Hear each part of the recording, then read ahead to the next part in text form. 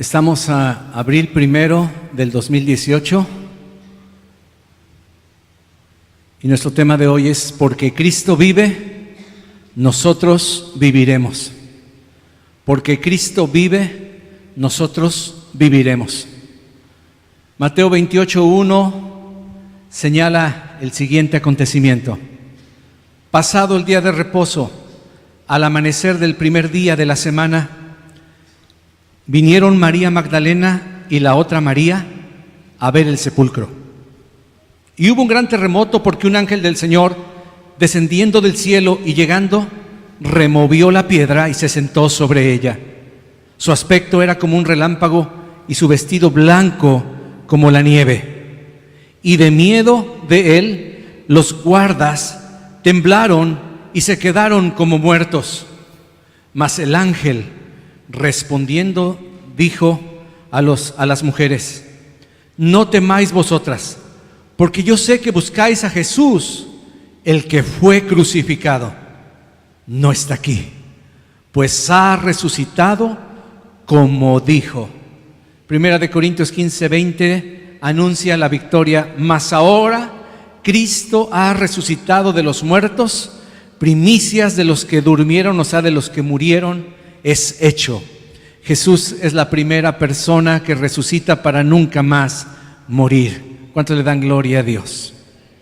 El suceso más glorioso de la historia, el acontecimiento más trascendental para la humanidad, es sin duda alguna la muerte y la resurrección de Jesús de Nazaret.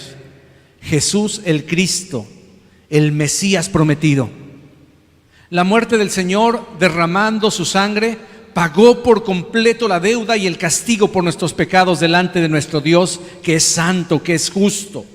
La palabra dice: todos nosotros nos descarriamos como ovejas, cada cual se apartó por su camino, mas Jehová cargó en él el pecado de todos nosotros. Isaías 53:6. Durante la horrible crucifixión del Señor Jesús, y justo después de su muerte, ocurrieron eventos impactantes y muy significativos, al grado que el centurión y los que estaban con él guardando a Jesús, visto el terremoto y las cosas que habían sido hechas, temieron en gran manera y dijeron: verdaderamente este era Hijo de Dios. Pero todavía fue más imponente lo ocurrido después de 3 días y 3 noches, cuando contra todos los pronósticos, contra toda incredulidad, aún de sus más fieles y cercanos discípulos, se cumpliera la promesa que Jesucristo les hizo en vida, de que al tercer día de muerto resucitaría de entre los muertos. El gobernador romano Poncio Pilatos se reía de lo que consideraba una leyenda. Se enteró que Jesús había dicho que resucitaría y él reía.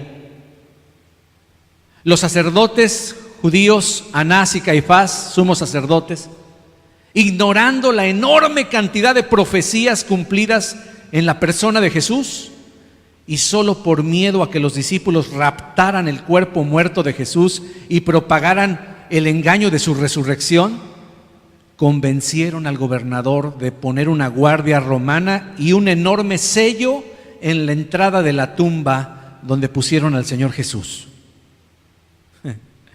Pero lo que sucedió al tercer día cambió por completo el curso de la historia, trastornó la paz de Jerusalén, transformó radicalmente a un grupo de personas al grado de dedicar toda su vida a proclamar este acontecimiento. Fue tan fuerte que fueron a todas partes predicando, multiplicándose y extendiéndose en todo el imperio romano y más allá. La mayoría de ellos murieron como mártires y no les importó. Y yo te pregunto, ¿por qué? ¿Por qué murieron como mártires sin importarles? Algunos fueron atormentados, no aceptando el rescate, a fin de obtener mejor resurrección. Otros experimentaron vituperios, las peores burlas, el peor bullying y azotes. Y a más de esto, prisiones y cárceles. Fueron apedreados, aserrados vivos, cortados por la mitad con un serrucho, puestos a prueba, muertos a filo de espada. Anduvieron de acá para allá, cubiertos de pieles de ovejas y de cabras, ni ropa alcanzaban. Tuvieron que tomar las pieles de los animales y vestirse. Pobres, angustiados, maltratados, de los cuales el mundo no era digno, errando por los desiertos. ¿Alguna vez has estado en dirección, perdido? Cuando los niños se pierden, entran en pánico, errando por los desiertos, por los montes, por las cuevas y por las cavernas de la tierra. Y para colmo, todos estos, aunque alcanzaron buen testimonio mediante la fe, no recibieron lo prometido. La mayoría de ellos murieron como mártires y no les importó. La pregunta aquí es, ¿por qué? Dime por qué la historia registra que fueron atormentados, aserrados y demás. ¿Por qué permitieron ese sufrimiento? Y aún así no se rindieron, no se regresaron, no abandonaron la causa y además se sintieron dichosos de tener el privilegio de sufrir grandemente e incluso morir cruelmente por su fe, por su maestro, por el que decían que era su señor y su rey en lugar de el gobernador romano, en lugar del emperador, por su héroe, Jesucristo de Nazaret. Ahora, en la historia de la humanidad ha habido muchos grupos de personas que ciertamente han dado su vida, han sufrido y aún han muerto por una mentira. En la historia muchos han dado todo por algo o por alguien que al final era un chasco, era un impostor o la causa era un vil engaño. Pero escúchame bien. Nunca en la historia nadie ha dado su vida entera, sus seres queridos, sus posesiones, su libertad, por una mentira, sabiendo que era una mentira. Nunca. No hay ningún registro en la historia, ningún grupo que lo haya hecho. ¿Alguien recuerda? ¿Alguno de ustedes se acuerda que hace unas décadas, en 1978, el falso líder y profeta llamado Jim Jones, que se autodenominaba pastor y padre espiritual, logró engañar a un grupo de personas llevándoselas a la selva de Guyana? Cuando fue descubierto su complot, lo denunciaron y fueron tras de él, y se descubrió su paradero y estaba acorralado. Entonces tenía un plan B y trató de convencer a todos de suicidarse. Pero entonces algunos abrieron los ojos, dándose cuenta de quién realmente era este maniático. Y en ese momento algunos rehusaron morir por una mentira. Pero fue demasiado tarde, pues a punta de metralleta fueron obligados. Murieron ese día 912 personas, miembros de su secta. Aparte, 5 individuos en una pista de aterrizaje cercana, entre ellos un alto funcionario de los Estados Unidos, y Jim Jones mismo presuntamente se suicidó porque se encontró un tiro y en su mano una pistola en su cabeza. Los 2 o 3 que lograron huir testificaron todo lo que vivieron y por eso nosotros sabemos los detalles y lo puedes encontrar ahí en Wikipedia y en todas las páginas. No, nadie con un poquito de cordura, nadie con un poquito de entendimiento muere por una falsedad. Si la resurrección de Jesucristo hubiera sido una mentira, nunca hubiera existido el cristianismo. Nunca. Ninguno de los discípulos de Cristo estaba listo para ser apresado, mucho menos para ser torturado por su fe. Ninguno. Estaban muertos de miedo, escondidos. A la hora de la prueba, dice la Biblia que todos lo abandonaron a Jesús, todos, excepto uno, Juan. Uno de no sé cuántos discípulos tuvo en su vida Jesús. Ahora, ¿qué les hizo a ese grupo de hombres y mujeres permanecer en Jerusalén, donde estaba la olla hirviendo, donde los buscaban para apresarlos, en lugar de huir cada uno a su tierra, a Galilea? Ellos no eran de ahí, eran de Galilea, de Nazaret. Ellos subieron a Jerusalén con Cristo, pero no eran de ahí. Hoy vamos a descubrir por qué se quedaron. ¿Está listo? Vamos a los acontecimientos. Número 1. Durante la crucifixión de Cristo, de las 3 de la tarde a las 6, hubo tinieblas sobre toda la tierra. Mateo 27:45 registra: y desde la hora sexta hubo tinieblas sobre toda la tierra hasta la hora novena, o sea, de 3 a 6 de la tarde. Lucas dice: el sol se oscureció. No fue que estaba medio nublado, no fue una nube cargada de agua que pasaba por ahí.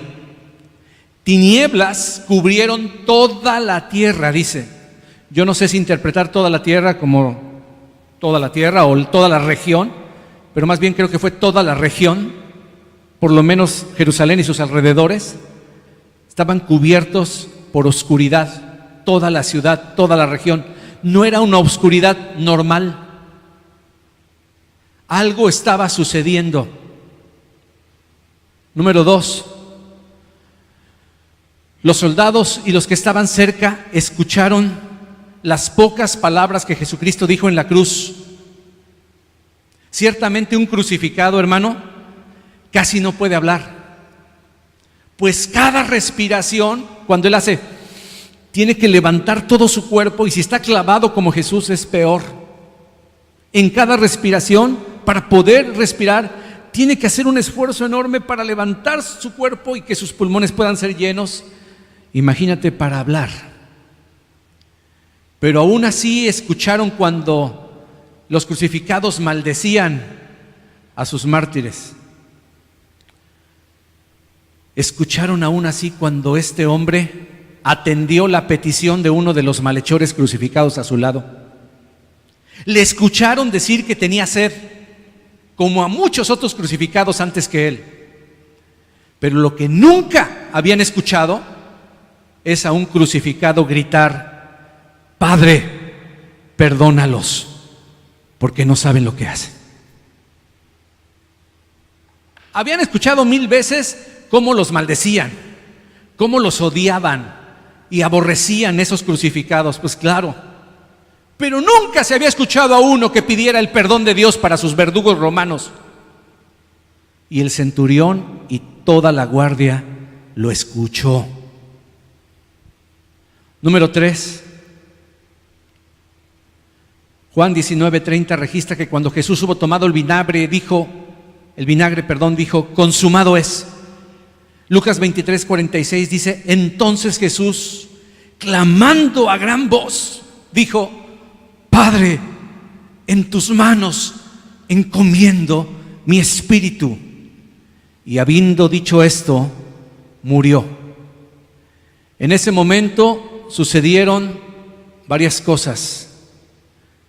En primer lugar, en el templo de Jerusalén, he aquí, dice la Biblia, el velo del templo se rasgó en dos, de arriba hacia abajo. Wow. Estamos hablando de un enorme lienzo, hermano, muy grueso, de tela gruesa, que tenía que cubrir, que no se podía traslucir, tenía que provocar una total oscuridad después de esa puerta, por así decirlo, hecha con un velo grueso, que descendía desde lo alto del templo. El templo estaba bastante alto, más o menos como esto, el templo, desde allá descendía el velo, y entonces ocultaba el lugar santísimo, imposible de rasgar por manos humanas. Fue rasgado de arriba para abajo, o sea, desde el cielo, por el Señor, como diciendo: no más separación. Por eso fue de arriba para abajo, dejando libre acceso para todos a la presencia de Dios. Hoy nos ministró el Señor que la puerta está abierta. Que la puerta está abierta. Hermanos, yo quiero adelantarme a mis notas y decirles una cosa impactante. Esto está registrado en los registros fieles de todos los judíos, en el Talmud. Esto no está en la palabra de Dios, está en el Talmud.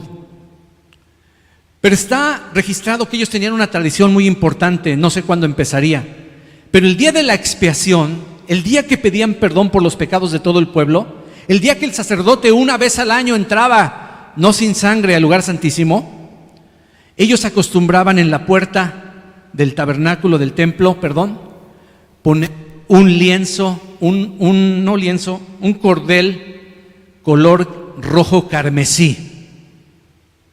Y está registrado que en todos esos años el color, sobrenaturalmente, ese listón se convertía en color blanco como la nieve. Repito, está registrado históricamente que ellos tenían una costumbre de poner un listón color rojo carmesí, y cuando iba a hacer la expiación, ese listón se convertía sobrenaturalmente en un listón completamente blanco.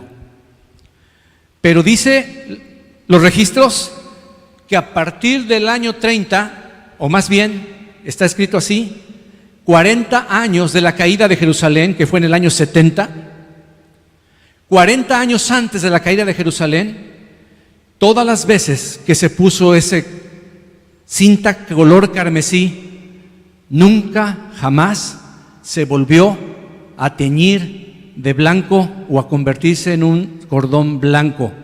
Y sobrenaturalmente al día siguiente las puertas del templo y del lugar santísimo estaban abiertas. Y ellos registraron: no entendemos, pero nuestro Dios ya no acepta el sacrificio de expiación.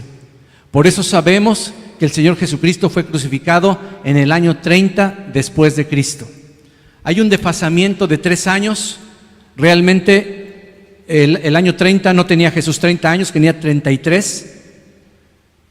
Algunos sabemos esto, ¿verdad? Jesús murió de 33 años, pero en el desfasamiento se empezó a contar diferente, y en el año 30, cuando Jesús muere a los 33 años, ese cordón jamás volvió a teñirse de blanco, y las puertas seguían abriéndose y seguían abriéndose, porque el Señor dijo: no más sacrificios.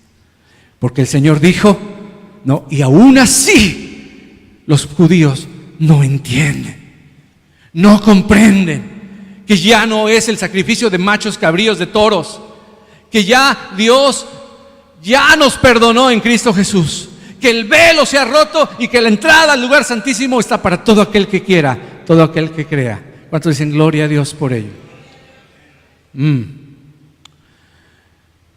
Siguiente acontecimiento: la tierra tembló.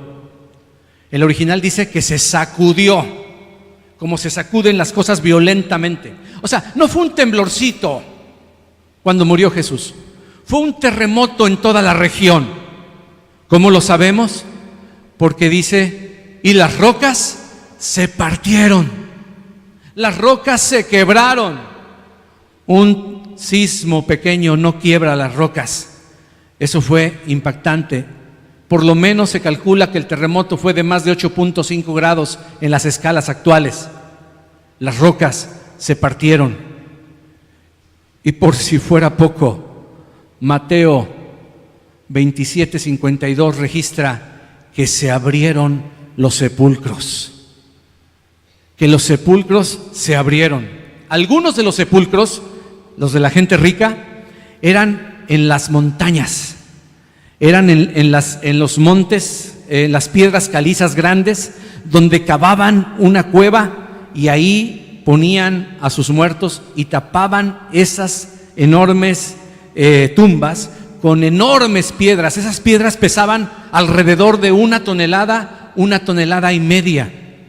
No eran fáciles de mover, tenían que ser movidas con algunos dispositivos y entre muchas personas.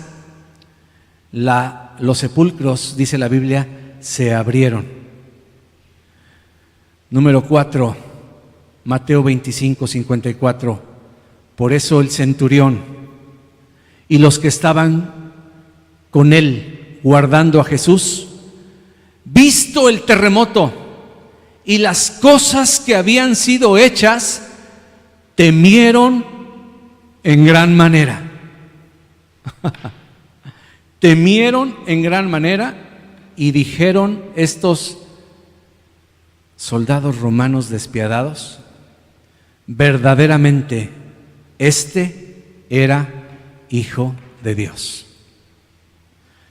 ¿Puedes tan siquiera imaginar a un grupo de despiadados soldados del pueblo y la cultura romana, acostumbrados a torturar a sus víctimas? Habían crucificado a no sé cuántos miles antes de Jesús. Estaban acostumbrados, no tenían ninguna compasión, no tenían entrañas de misericordia, y de repente se asustan, y de repente se conmueven y dicen: verdaderamente este era el Hijo de Dios. Eso es impactante. La reacción de la gente y toda la multitud de los que estaban presentes en este espectáculo, así lo miraban ellos. Había un morbo, como ahora. Todavía hay crucifixión y pues obras de teatro que se hacen y la gente le encanta ver sangre. Se prepara muy bien los que hacen las obras, especialmente el que toma el papel de Jesús, porque a veces le dan latigazos de a de veras, ¿verdad? Tiene que aguantarlos. La multitud de los que estaban presentes en este espectáculo, viendo lo que había acontecido, se volvían golpeándose el pecho. Pero todos sus conocidos, las mujeres que le habían seguido desde Galilea, ellos estaban lejos mirando estas cosas. Yo creo que algo más feo que la muerte es morir solo, y que tus mejores amigos, los que juraron que morirían contigo, los que dijeron contigo hasta la muerte, a la hora de la prueba todos lo abandonaron. Número 6. Nadie en la historia ha cumplido con todas las profecías que se dijeron de él o de ella, como lo hizo nuestro Señor Jesucristo de Nazaret. Nadie en toda la historia ha cumplido la enorme cantidad de profecías. Para muestra un botón, acompáñame a Isaías 53, versículo 3 al 12. Vaya conmigo rápido, saque su Biblia. Isaías 53, del verso 3 al 12, solo como una muestra. Dice la Escritura: despreciado y desechado entre los hombres, varón de dolores, experimentado en quebranto. Los que han tenido oportunidad de ver las dramatizaciones en las películas saben de qué está hablando este versículo. Y como que escondimos de él el rostro. Estaba tan desfigurado Jesús que hasta daba cosa verlo, y no lo estimamos, dice. Ciertamente, versículo 4, llevó él nuestras enfermedades y sufrió nuestros dolores. Testifica el actor de la película La Pasión de Cristo que por tanta estrés y tanta presión de la película, él literalmente se enfermó y estaba en fiebre cuando estaba filmando las escenas más fuertes. Le dijeron que suspendieran, que esperaran a que él se compusiera, pero él dijo: no, así quiero hacerlo. No quería que fuera real, no querían que se viera muy real. Yo le pedí a Dios que fuera así. Y ¿saben una cosa? Una de las cosas que él dijo es que el Señor le habló y le dijo: ¿cuánto de Cristo quieres mostrarle a las personas? En pocas palabras, ¿cuánto estás dispuesto a sufrir de a de veras? Para que no sea una actuación, sino que sientas un poquito lo que mi hijo sintió. Experimentes. Él llevó nuestras enfermedades, sufrió nuestros dolores, y nosotros le tuvimos por azotado, por herido de Dios y abatido. Si se encomendó a Él, que Dios lo salve, decían.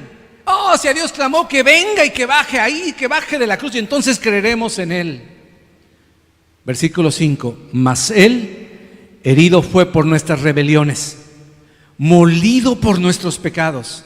El castigo de nuestra paz fue sobre Él, para que nosotros tuviéramos paz. El precio de esa paz fue sobre Él, y por su llaga fuimos nosotros curados. Había llagas en Jesucristo. Deshicieron su espalda. Deshicieron su espalda. Todos nosotros nos descarriamos como ovejas, cada cual se apartó por su camino, mas Jehová cargó en Él el pecado de todos nosotros. Versículo 7: angustiado Él, Padre, Padre, ¿por qué me has abandonado? Angustiado Él y afligido, no abrió su boca. Cuando lo interrogaban: ¿eres tú tu reino? ¿Quién eres? Defiéndete.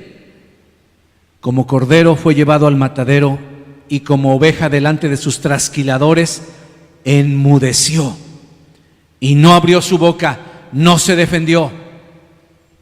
Por cárcel y por juicio fue quitado, y su generación, ¿quién la contará? Él nunca se casó, no tuvo hijos, porque fue cortado de la tierra de los vivientes, y por la rebelión de mi pueblo fue herido. Versículo 9: y se dispuso con los impíos su sepultura, mas con los ricos fue en su muerte. José de Arimatea, lo vamos a ver, era un hombre rico y lo puso en un lugar nuevo. Solo los ricos eran enterrados en ese tipo de tumbas en las montañas. Aunque nunca hizo maldad, ni hubo engaño en su boca. Nadie pudo echarle en cara: no es cierto, Jesús, tú has pecado. Nadie, absolutamente nadie. Cuando estaban apedreando a esa mujer, dijo: el que esté libre de pecado, que arroje la primera piedra. Cualquiera le hubiera dicho: pues órale, empiézale, Jesús, porque tú no estás libre de pecado. Nadie podía señalar una sola falta a la ley de nuestro Señor Jesucristo. Versículo 10: con todo eso, Jehová quiso quebrantarlo. Mas no se haga mi voluntad, Señor, sino la tuya. Pase de mí esta copa, mas no se haga mi voluntad, sino la tuya. Y el Señor dijo: sí, esa es mi voluntad, sujetándolo a padecimiento.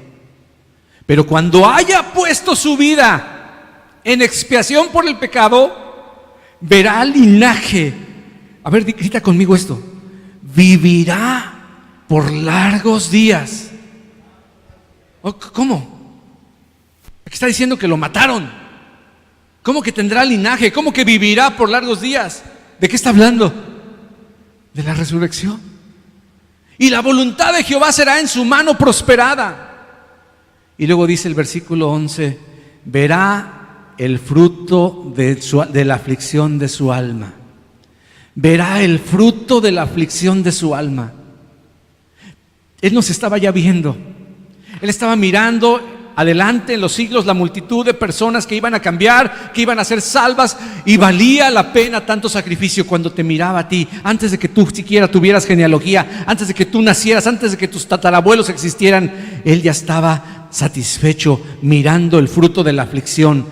Satisfecho, dice la Biblia, el versículo 11: por su conocimiento justificará a mi siervo justo a muchos, y llevará las iniquidades de ellos. No necesitas llevarla tú, no necesitas llevar tu culpabilidad tú. Versículo 12: por tanto, yo le daré parte con los grandes. Dice la Biblia que le dará un nombre sobre todo nombre, por cuanto se humilló hasta la muerte, y muerte de cruz, y con los fuertes repartirá despojos. Por cuanto derramó su vida hasta la muerte, y fue contado con los pecadores, habiendo él llevado el pecado de muchos y para colmo, orado por los transgresores. Padre, no les tomes en cuenta este pecado, perdónalos, porque no saben lo que hacen. Tan solo en este pasaje Jesús cumple cabalmente 20 profecías, sin contar las profecías de su nacimiento, las profecías de su vida y de su ministerio, por ejemplo, la entrada triunfal a Jerusalén montado en un pollino, y todas las de su traición, cuando fue vendido por 30 monedas de plata, y todas las profecías que él cumplió. Jesús, el Jesús histórico, no tiene comparación con nadie más. El Jesús de la historia no tiene comparación con nadie más. Ahora vamos a la sepultura, por favor, acompáñeme, sea paciente conmigo el día de hoy. ¿Qué sucedió en la sepultura? Vamos a leer Mateo 27, 57. Dice: cuando llegó la noche, vino un hombre rico. ¿Un hombre qué?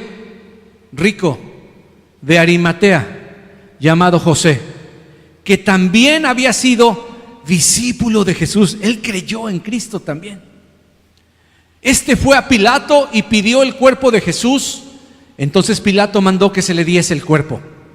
Y tomando José el cuerpo, lo envolvió en una sábana limpia y lo puso en un sepulcro nuevo que había labrado en la peña.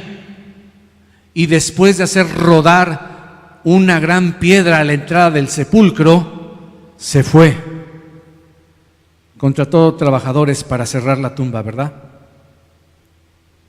Juan 19 lo dice de esta manera. Juan 19, 38. Después de todo esto, José de Arimatea, que era discípulo de Jesús, pero secretamente, los discípulos de la secreta, ¿verdad? Todavía hay algunos, ¿verdad? Bueno, no los juzgamos, ¿verdad? Hay algunos que todavía les da un poquito de miedo decir que son cristianos en su trabajo. Y así le pasaba al pobre José, porque él estaba relacionado con el Sanedrín, estaba relacionado con los meros.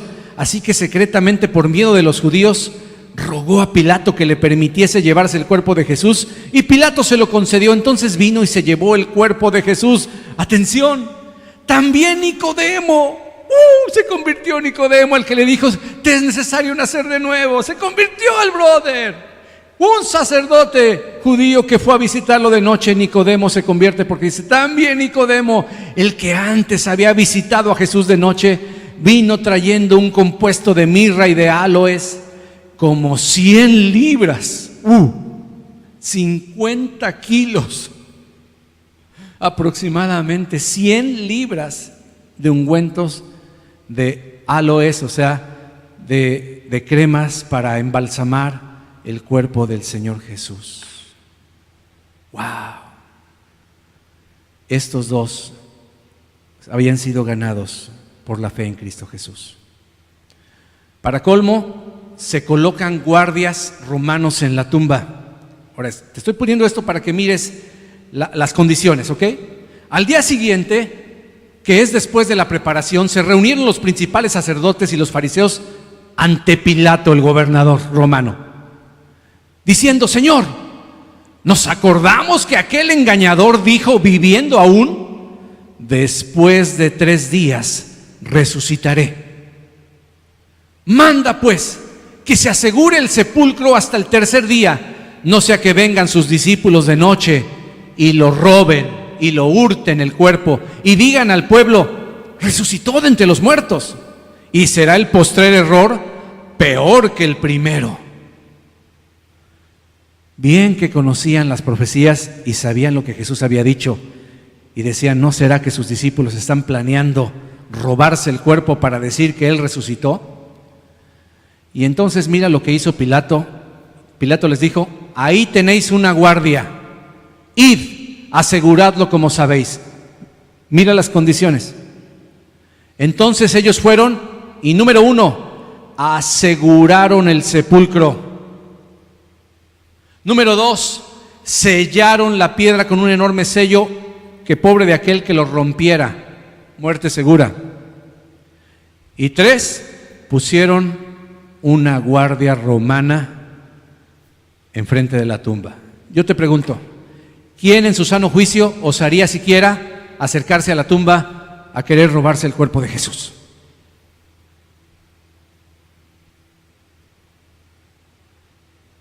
¿Quién?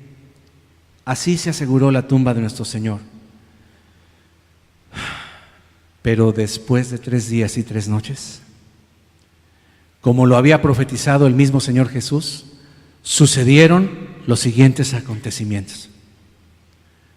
Número 1, casi al amanecer del día domingo, primer día de la semana, otra vez hubo y ahora no dice un temblor, ahora dice, y hubo un gran terremoto. No fue ni siquiera como el temblor que quebró las piedras, este fue más grande.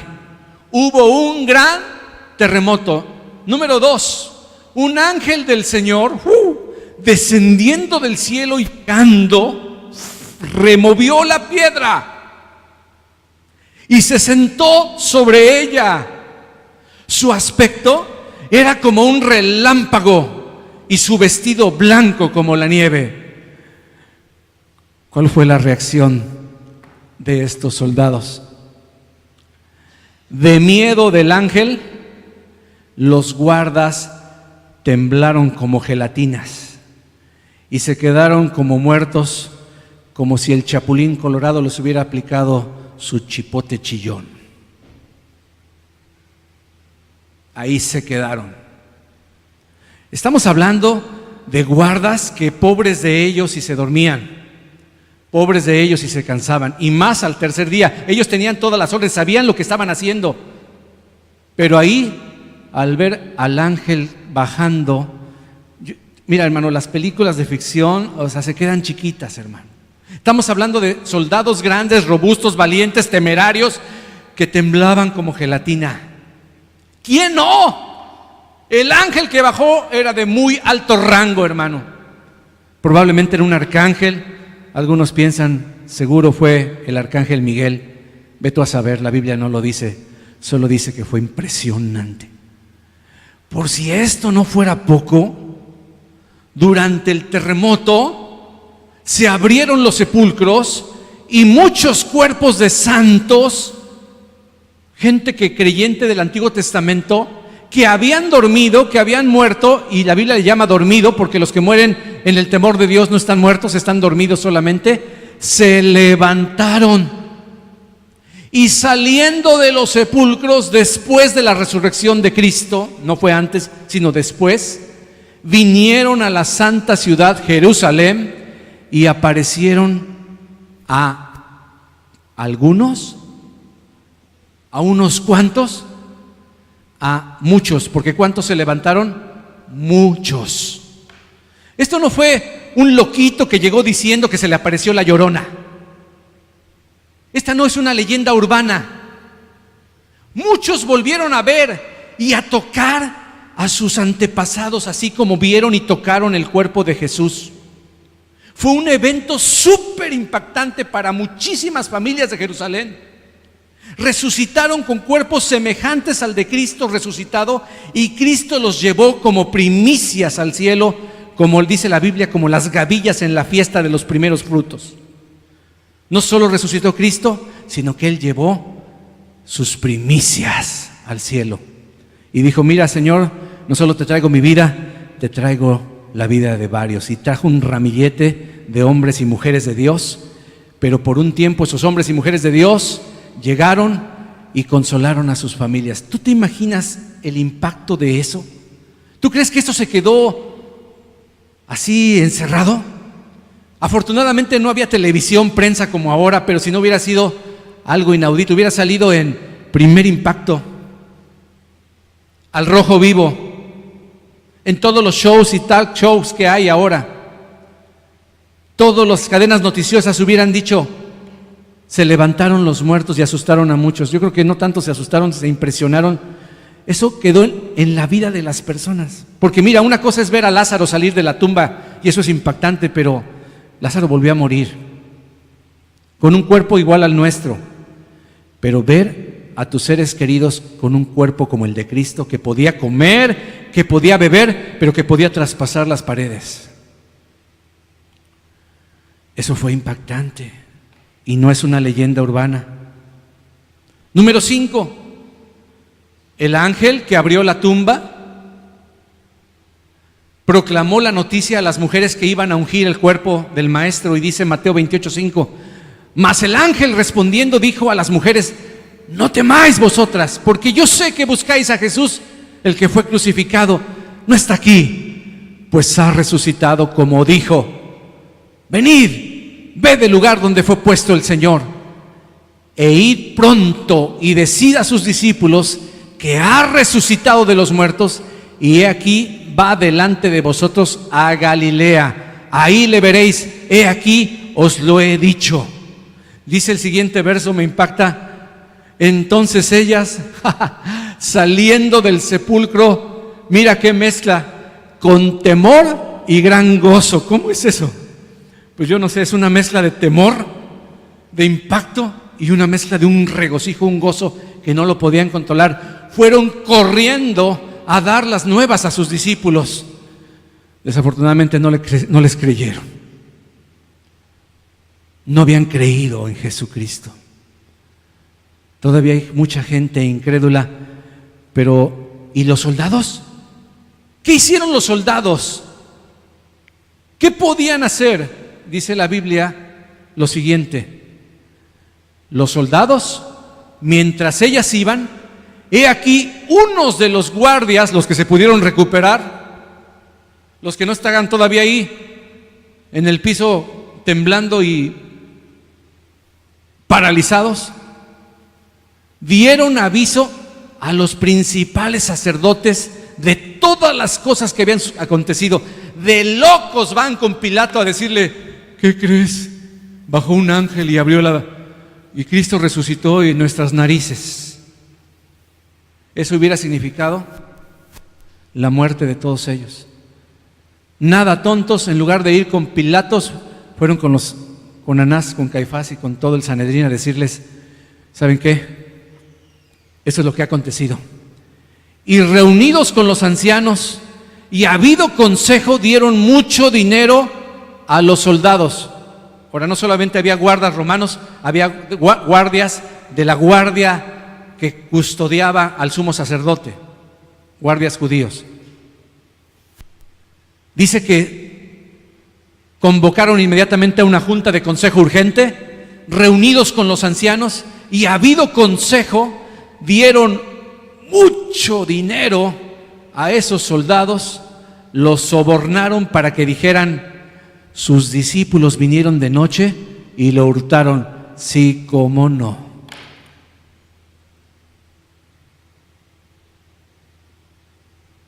Guardias armados, listos para la guerra, experimentados, fuertes, desalmados. ¿Alguien podría acercarse con un sello y una piedra que solo la podían mover entre bastantes personas después de un terremoto? Nosotros nos quedamos dormidos. Y luego dijeron bien ilusos: miren, si no les creen, si esto lo oyera el gobernador, vamos a guardarlo en secreto, ¿ok? Pero si lo llega a oír el gobernador, nosotros le persuadiremos y los vamos a poner a ustedes a salvo. No se preocupen. Ilusos, ¿verdad? Y ellos, tomando el dinero, hicieron como se les había instruido, y este dicho se ha divulgado entre los judíos hasta el día de hoy. Tuvieron que correr el rumor: se los robaron, se robaron el cuerpo los discípulos. Si hoy es difícil esconder un cuerpo muerto, imagínate en esa época, cuando todavía el pozolero y el mochaorejas no habían nacido. ¿Es fácil esconder un cuerpo muerto? ¿Y en esa época? Si se lo robaron, ¿qué hicieron con el cuerpo? Hermano, las pruebas de la resurrección de nuestro Señor Jesucristo son abrumadoras, son impresionantes. Leamos, por ejemplo: y levantándose en la misma hora volvieron a Jerusalén y hallaron a los 11 reunidos y a los que estaban con ellos. Cristo se le aparece a 2 en camino a una aldea llamada Emaús. No los reconocen, lo invitan a pasar, y cuando Él parte el pan y da gracias, desaparece de su vista y entonces se abren sus ojos y decían: ¡Ah! Era el Maestro. Y entonces salen corriendo a altas horas de la noche y se van en la oscuridad corriendo para decirle a los discípulos de Jesús, y llegan y les decían: ha resucitado el Señor verdaderamente y ha aparecido a Simón, Pedro. Entonces ellos contaban las cosas que les habían acontecido en el camino y cómo le habían reconocido al partir el pan. No le creían, pero dice la Biblia que mientras ellos aún hablaban de estas cosas, Jesús se puso en medio de ellos y les dijo, como solía decir el saludo clásico de Jesús: que la paz sea a todos ustedes, paz a vosotros. Entonces, espantados y atemorizados, ¿quién no? Espantados, atemorizados, lo más lógico, pensaban que veían un espíritu. Ya se nos apareció la Llorona, la mano del muerto. No. Pero Él les dijo: ¿por qué estáis turbados?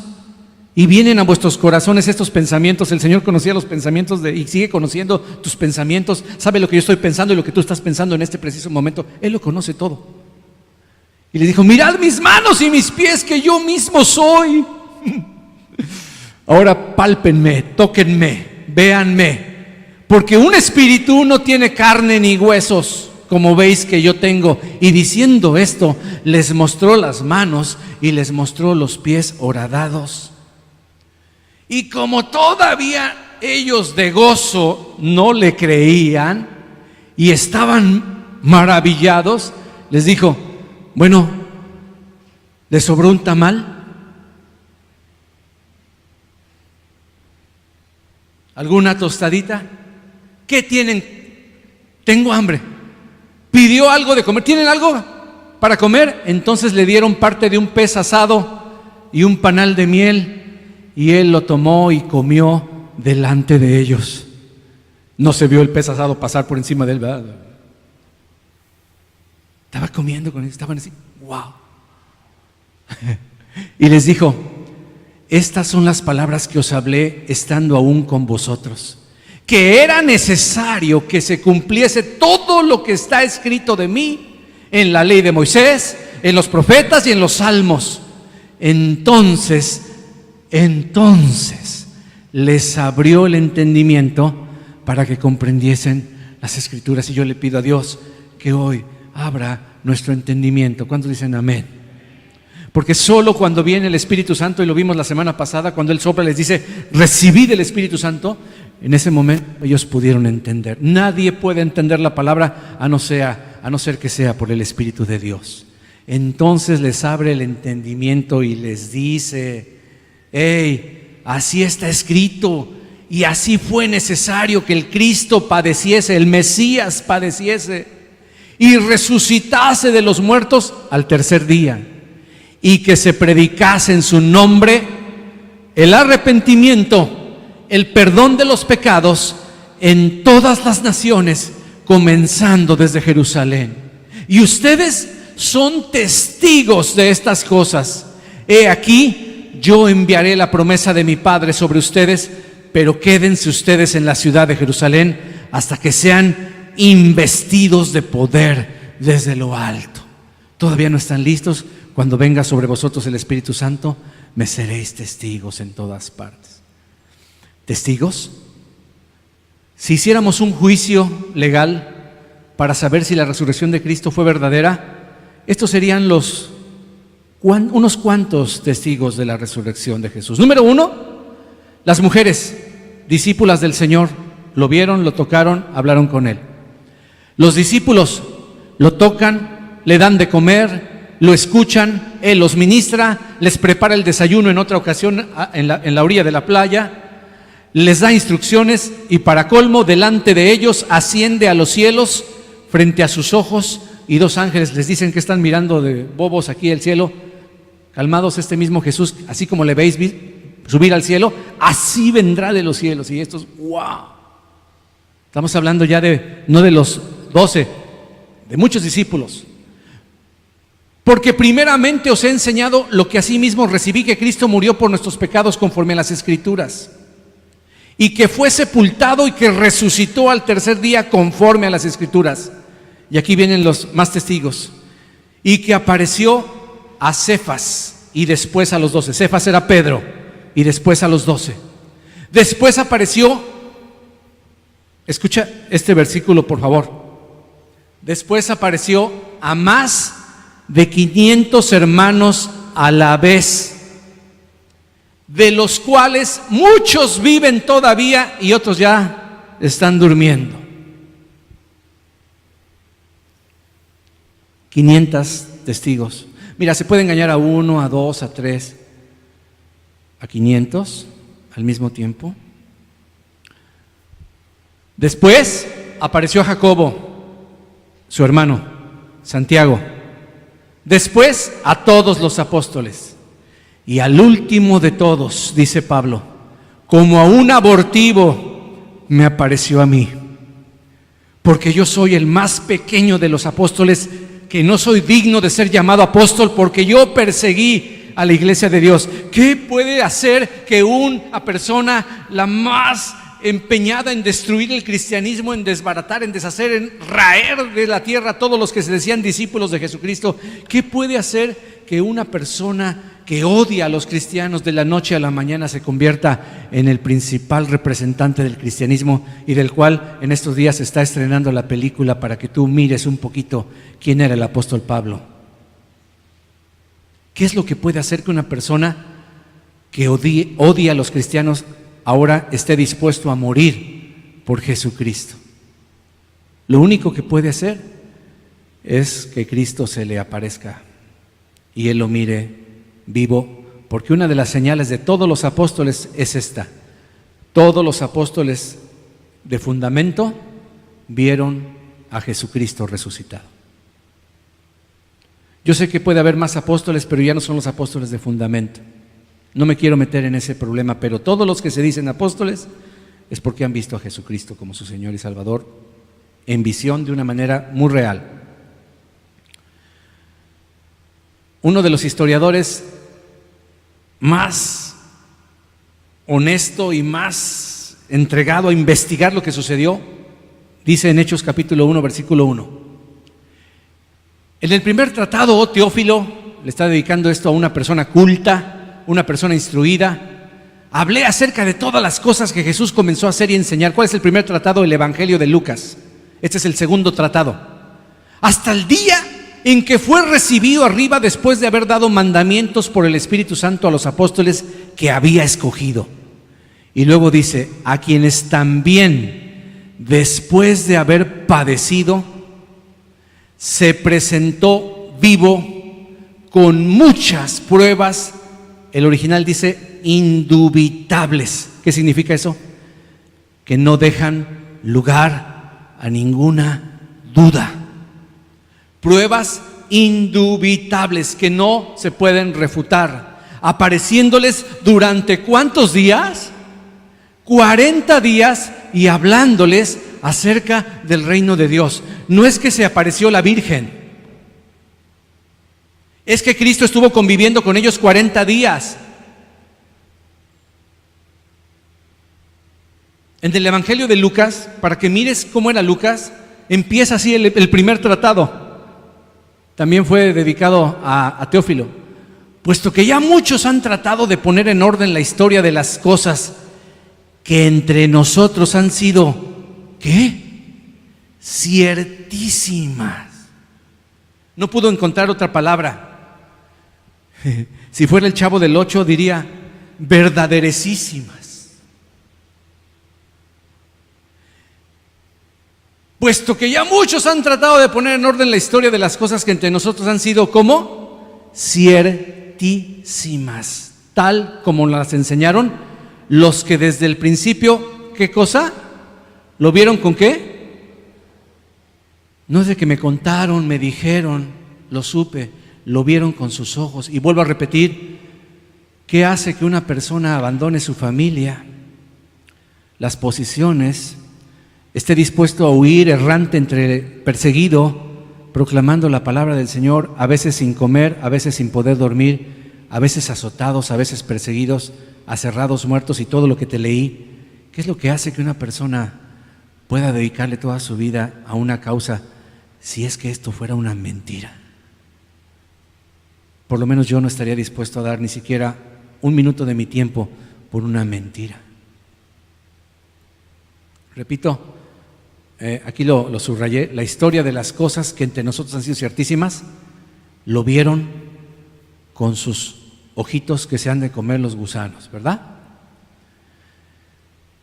Miren, hermanos, la resurrección de nuestro Señor Jesucristo es el hecho más importante del cristianismo. Cientos de personas han tratado de destruir este hecho porque saben que si atacan y comprueban que Jesucristo no resucitó, todo el cristianismo se viene para abajo. Uno de los ateos más famosos que se dedicó a destruir el cristianismo y comprobar precisamente y poner en duda la resurrección de Cristo fue el exateo llamado Josh McDowell. Retado por estudiantes en la universidad, él dijo: les voy a demostrar que la Biblia es una farsa y que Jesucristo ni siquiera existió y eso de la resurrección es puro cuento. Y se metió a estudiar, se metió a investigar, se metió a hacer una investigación científica, una investigación de universitario bien clara. ¿Y saben en qué terminó? En uno de los principales defensores de la palabra de Dios. Y tú puedes ahora buscar su página web, joshmcdowell.com o .net, ¿verdad? El mismo Pablo declara: porque si hay resurrección de muertos, si no hay, resurrección de muertos, tampoco Cristo resucitó. Algunos decían: no es cierto, los muertos no pueden resucitar. Bueno, si no pueden resucitar, pues Cristo tampoco resucitó. Y si Cristo no resucitó, vana es entonces nuestra predicación. ¿Para qué andamos predicando y haciendo iglesia? Vana es también nuestra fe. Y somos hallados como falsos testigos de Dios, porque hemos testificado de Dios que Él resucitó a Cristo, al cual no resucitó, si en verdad los muertos pues no resucitan. Porque si los muertos no resucitan, tampoco Cristo resucitó. Y si Cristo no resucitó, escuche ese versículo: vuestra fe es vana y todavía están ustedes en sus pecados. Es tan importante la resurrección de Cristo que si Cristo no hubiera resucitado, la Biblia declara que todavía estaríamos ¿cómo? En nuestro, pero no la sangre de Cristo, bueno, es que es la sangre de Cristo, su sacrificio y su resurrección. Son las dos cosas. Si Cristo no resucitó, todavía estaríamos en nuestros pecados. Oh, gloria a Dios. Pero como dice la palabra del Señor: entonces también los que durmieron en Cristo perecieron. Si en esta vida solamente esperamos en Cristo, dice la Escritura, somos los más dignos de conmiseración de todos los hombres. Hermanos, si Cristo no resucitó, nosotros los que nos decimos cristianos somos los más dignos de conmiseración. Pobrecitos cristianos.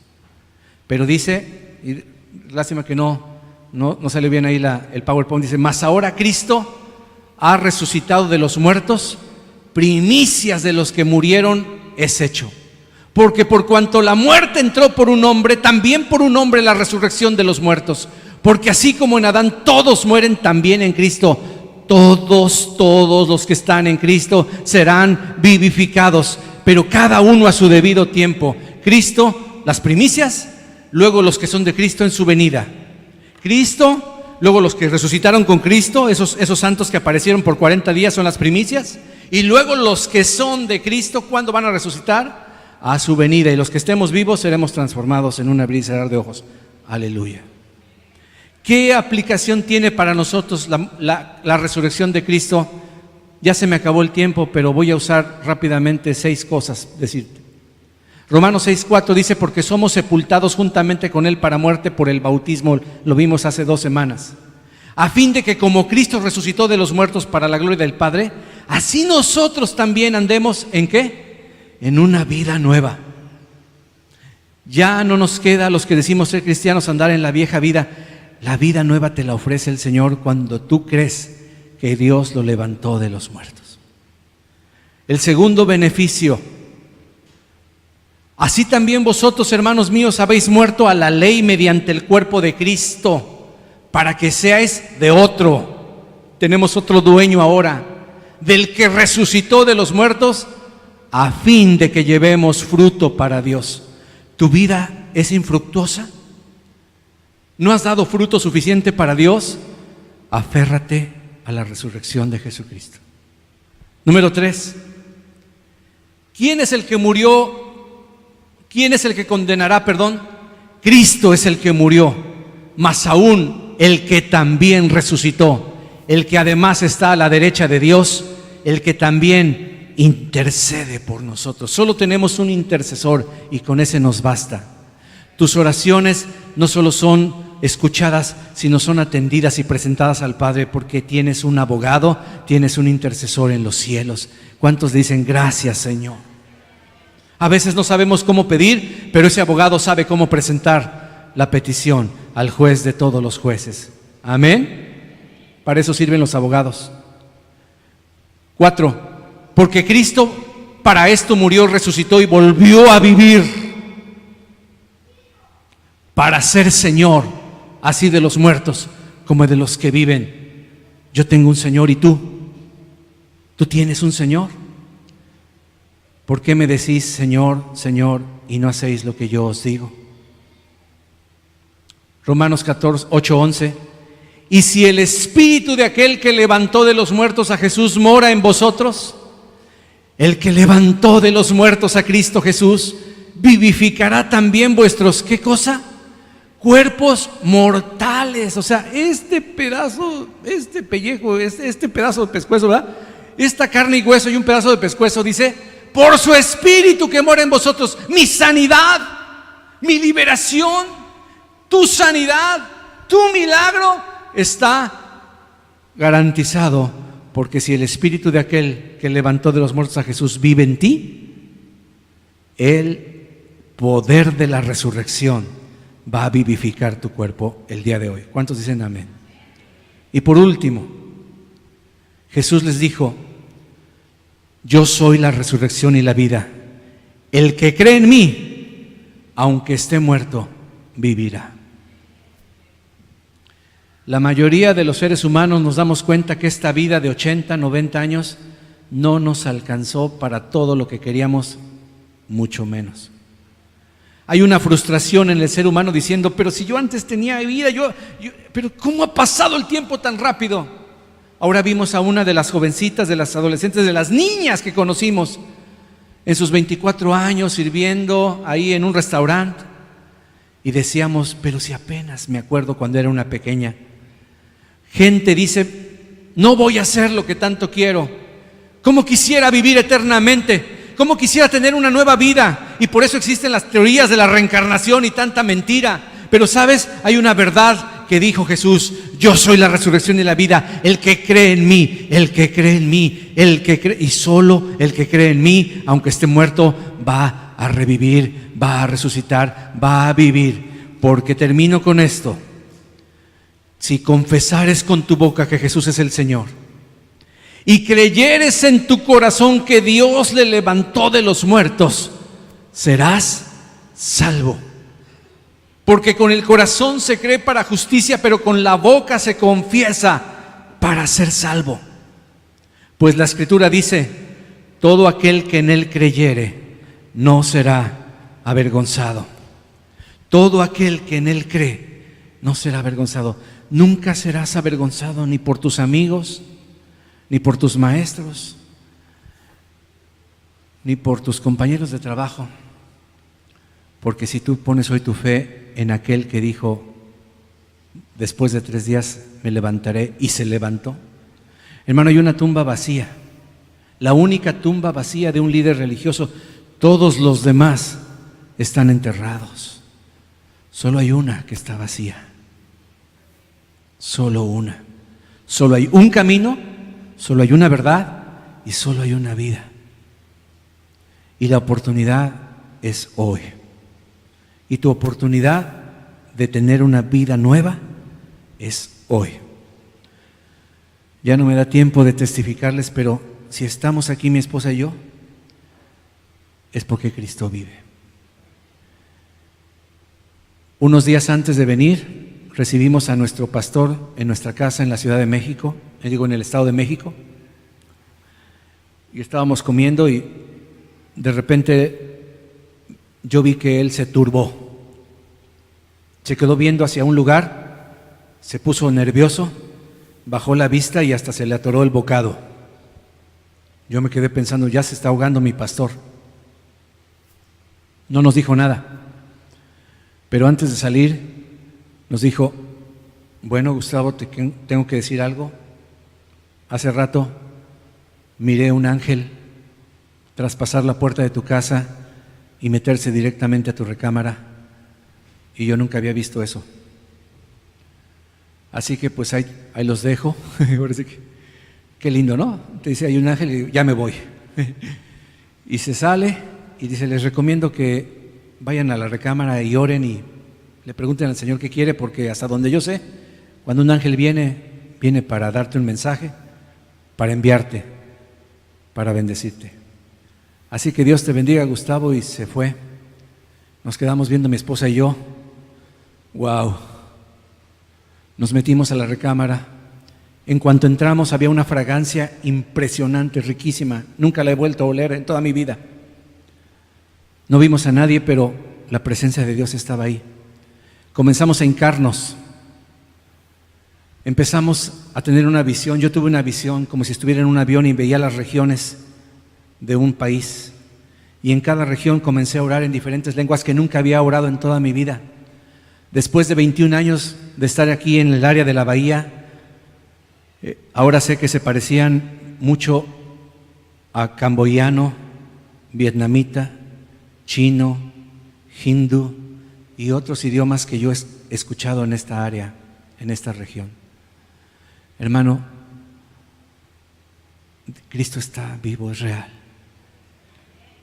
Por eso tus pastores están aquí en este día. Yo quiero que te pongas de pie en el nombre de Jesús.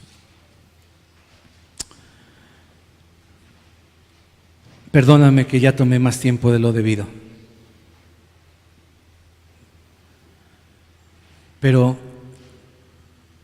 solo pon tu mente en esas palabras. Si confesares con tu boca que Jesús es el Señor y creyeres en tu corazón que Dios lo levantó de entre los muertos, serás salvo. Pero tienes que creer, ¿dónde? En tu corazón. No en tu mente, en tu espíritu, en lo más profundo de tu ser. Yo no me cansaré de estudiar, de defender y de saber que mi Dios es real, pero no por un estudio, no porque la Biblia lo dice, sino porque yo sé que mi Dios es real, porque yo lo he experimentado. Y tú necesitas tu propia experiencia. Amén. Levanta tus manos. Padre, gracias por este día. Gracias por todo lo que tú nos das, Señor. Y gracias porque hoy celebramos junto con los judíos la Pascua, la muerte, la resurrección de nuestro Señor Jesucristo. Gracias, Señor amado, porque tú eres el Dios que hizo los cielos y la tierra. Gracias por enviarnos a tu Hijo y por hacer tantas proezas y maravillas. Señor, hoy ponemos nuestra fe en ti. ¿Habrá alguno que diga, Señor, yo quiero poner mi fe en ti? Yo quiero pedirte que si tú eres real te reveles. Saulos de Tarso, yo les digo una cosa, reten al Señor, y háganlo con prudencia, háganlo con respeto, pero se vale decirle al Señor, Señor, si tú eres real, yo quiero saberlo. Un servidor y cientos de amigos con los que he hablado hicieron lo mismo. Le dijeron, Dios, si tú existes de verdad, yo quiero saberlo. Dios no se ofende si tú le dices, quiero conocerte, pero si se lo dices sinceramente. ¿Para qué quieres saber si Dios es real? ¿Le vas a seguir? ¿Le vas a servir? Si no, no pierdas tu tiempo. Dios no gasta saliva.